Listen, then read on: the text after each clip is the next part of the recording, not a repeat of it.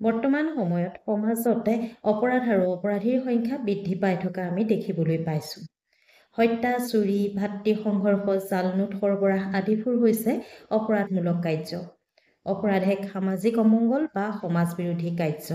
ছাত্ৰ-ছাত্ৰীসকল আজিৰ খণ্ডটিতে অপৰাধ মানে কি, অপৰাধৰ ভিন্ন প্ৰকাৰবোৰ কি আৰু অপৰাধ সৃষ্টিৰ মূল কাৰণসমূহনো কি, এই বিষয়ে নীতিশাস্ত্ৰৰ দৃষ্টিৰে আমি আলোচনা কৰিম। এখন সমাজৰ ঐক্য, শৃংখলা, সমতা আৰু নৈতিকতা অটুট ৰাখিবৰ বাবে সমাজ বা ৰাষ্ট্ৰই কিছুমান নিয়ম বা আইন প্ৰস্তুত কৰে। যেতিয়া কোনো ব্যক্তিয়ে ৰাষ্ট্ৰীয় আইন বা সামাজিক নিয়ম ভংগ কৰি অন্যায় আচৰণ কৰে তাকে অপৰাধমূলক কাৰ্য বুলি ক'ব পাৰি। অৰ্থাৎ সমাজ বা ৰাষ্ট্ৰৰ বাবে ক্ষতিকাৰক যিকোনো কাৰ্যকেই অপৰাধ বুলি কোৱা হয়। অপৰাধ এক সামাজিক ব্যাধি। দাৰ্শনিক মেকেঞ্জিয়ে কৈছে, এ ৰং এগেইনষ্ট ছ'চিয়েল ল' ইজ এ ৰং এগেইনষ্ট হিউমেনিটি। সমাজৰ নিয়মৰ বিৰোধী যিকোনো কাৰ্যই মানৱতাৰ বিৰোধী কাৰ্য বুলি তেওঁ ক'ব বিচাৰিছে। অপৰাধ শব্দটো ইংৰাজী ক্ৰাইম শব্দৰ প্ৰতিশব্দ ৰূপে ব্যৱহাৰ কৰা হয়। ক্ৰাইম শব্দটো লেটিন ক্ৰিমিন শব্দৰ পৰা আহিছে। ক্ৰিমিন মানে অভিযোগ বা বিচাৰ। গতিকে ক্ৰাইম বা অপৰাধ মানে হৈছে যিবিলাক কাৰ্য অভিযোগ বা বিচাৰৰ অধীন। অপৰাধ ন্যায়ৰ লগত জড়িত। অপৰাধৰ দুটা অৰ্থ আছে, এটা হৈছে সংকীৰ্ণ অৰ্থ আৰু আনটো হৈছে ব্যাপক অৰ্থ। সংকীৰ্ণ অৰ্থত অপৰাধ হৈছে ৰাষ্ট্ৰ আৰু সমাজৰ আইন বা নীতি নিয়ম ভংগ কৰা, আৰু ব্যাপক অৰ্থত সমাজৰ ক্ষতি হোৱা যিকোনো কাৰ্যই অপৰাধ। অপৰাধ আৰু অপৰাধীক সমাজ বিজ্ঞানী ব্লেকমাৰে 4টা ভাগত ভাগ কৰিছে। সেইকেইটা হৈছে ৰাজদ্ৰোহী অপৰাধ, সাধাৰণ অপৰাধ, ব্যক্তিকেন্দ্ৰিক অপৰাধ, ব্যক্তিৰ সম্পত্তি সম্পৰ্কীয় অপৰাধ। ৰাজনৈতিক অপৰাধ হৈছে ৰাষ্ট্ৰৰ নীতি বা আইন অমান্য কৰা বা ৰাষ্ট্ৰৰ প্ৰতি বিদ্ৰোহ কৰা, বোমা বিস্ফোৰণ কৰা, ৰাষ্ট্ৰীয় পতাকাক অসন্মান কৰা, চোৰাংচোৱাগিৰি আদি হৈছে ৰাজনৈতিক অপৰাধ। যেতিয়া কোনো ব্যক্তিয়ে সমাজৰ নীতি নিয়ম অমান্য কৰি পৰিৱেশ অনিষ্ট কৰে তাকে সামাজিক আৰু নৈতিক অপৰাধ বুলি কোৱা হয়। জুৱা, হত্যা, চুৰি, অপহৰণ, ডকাইত, যৌন অত্যাচাৰ, শাৰীৰিক প্ৰহাৰ, বহু বিবাহ, নাৰী সৰবৰাহ, শিশু সৰবৰাহ আদি সামাজিক আৰু নৈতিক অপৰাধৰ অন্তৰ্গত। ব্যক্তিগত জীৱনৰ লগত জড়িত যিকোনো অপৰাধেই হৈছে ব্যক্তিকেন্দ্ৰিক অপৰাধ। কোনো ব্যক্তিয়ে আনৰ জীৱন ধ্বংস বা মানৱীয় প্ৰমূল্যত আঘাত দিয়াৰ অধিকাৰ নাই। জীৱন দিব নোৱাৰিলে জীৱন লোৱাৰ অধিকাৰো নাই। হত্যা, নাৰী সৰবৰাহ, শিশু শ্ৰমিক নিয়োগ, ডাইনী হত্যা আদিবোৰ এনে অপৰাধৰ অন্তৰ্গত। সাধাৰণতে কুসংস্কাৰ, অন্ধবিশ্বাস আদিয়ে এনে অপৰাধ বৃদ্ধিৰ প্ৰধান কাৰণ বুলি বহুতে ক'ব খোজে।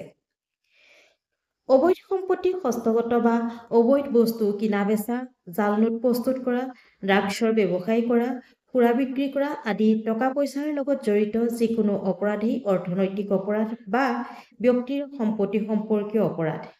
ইয়াৰ উপৰিও বৰ্তমান সময়ত আমি অন্যান্য কিছুমান অপৰাধ দেখিবলৈ পাওঁ, সেইবোৰ হৈছে পৰিৱেশ সম্পৰ্কীয় অপৰাধ বা চাইবাৰ অপৰাধ।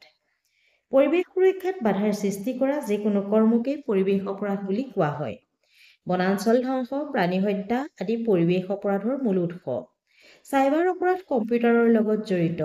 ইয়াত কম্পিউটাৰৰ সহায়ত প্ৰবঞ্চনা কৰা, গোপনীয়তা নাশ কৰা, অশ্লীল চিত্ৰ প্ৰস্তুত কৰা, বৌদ্ধিক চুৰি কৰা, অৰ্থৰ সৰলীকৰণ কৰা আদি ব্যক্তিক প্ৰবঞ্চনা কৰাবোৰ হৈছে চাইবাৰ অপৰাধৰ অন্তৰ্গত। অপৰাধৰ বিভিন্ন কাৰণ আছে, সেইবোৰ হৈছে দৈহিক আৰু মানসিক কাৰণ, পাৰিবাৰিক কাৰণ, অৰ্থনৈতিক কাৰণ আৰু ৰাজনৈতিক কাৰণ। কোনো ব্যক্তি যদি শাৰীৰিকভাৱে অক্ষম হয় বা অশান্ত প্ৰকৃতিৰ বা মানসিক প্ৰতিবন্ধী হয় তেনে ব্যক্তি কোনো ক্ষেত্ৰতে হীনমান্যতাত ভোগে বা মানসিক নিয়ন্ত্ৰণ হেৰুৱাই অপৰাধমূলক কাৰ্য সংঘটিত কৰে। পৰিয়াল হৈছে এক প্ৰাথমিক সমাজ। কেতিয়াবা অপৰাধৰ মূল কাৰণ পৰিয়ালো হৈ পৰে। পাৰিবাৰিক অশান্তি, সন্তানক উপযুক্ত শিক্ষাদানত ব্যৰ্থ, পৰিয়ালৰ সংগতিবিহীনতা, পৰিয়ালৰ কোনো সদস্যক কম গুৰুত্ব দিয়া আদি কাৰণত অপৰাধ সংঘটিত হয়। সমাজ আৰু সামাজিক পৰিৱেশ অপৰাধ সৃষ্টিৰ আন এটা কাৰণ। মানুহ সামাজিক প্ৰাণী। সমাজ পাতি বাস কৰাটো মানুহৰ স্বাভাৱিক প্ৰবৃত্তি। কোনো মানুহেই অকলে থাকিব নোৱাৰে। কেতিয়াবা সমাজৰ পৰা অৱহেলিত কোনো ব্যক্তি অপৰাধমূলক কাৰ্যত জড়িত হয়।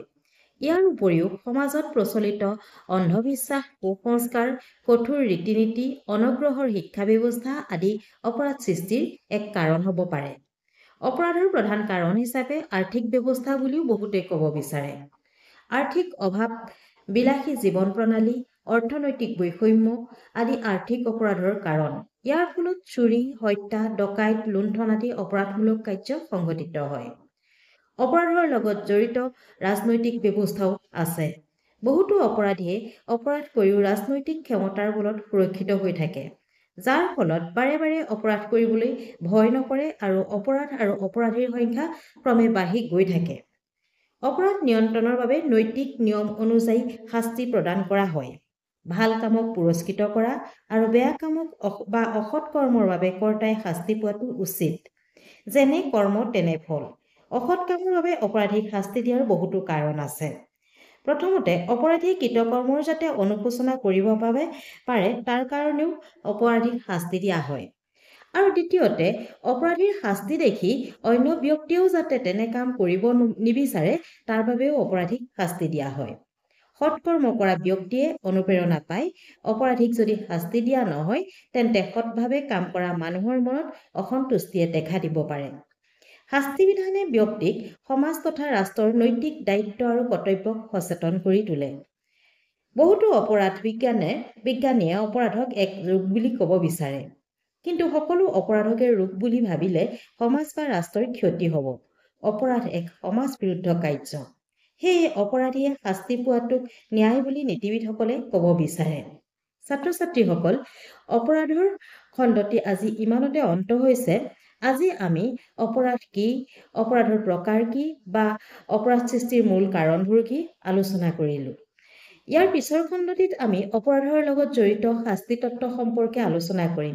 ইয়াত শাস্তিৰ তত্ত্ব কেইটা বা শাস্তিৰ মতবাদ কেইটা আলোচনা কৰিম আৰু কোনটো শাস্তিক গ্ৰহণযোগ্য বুলি ভবা হৈছে সেই সম্পৰ্কেও আলোচনা কৰিম। তোমালোকে যদি চেনেলটো এতিয়াও ছাবস্ক্ৰাইব কৰা নাই তেতিয়াহ'লে পিছৰ খণ্ড কেইটা পাবৰ কাৰণে ছাবস্ক্ৰাইব কৰি ল'বা। ধন্যবাদ।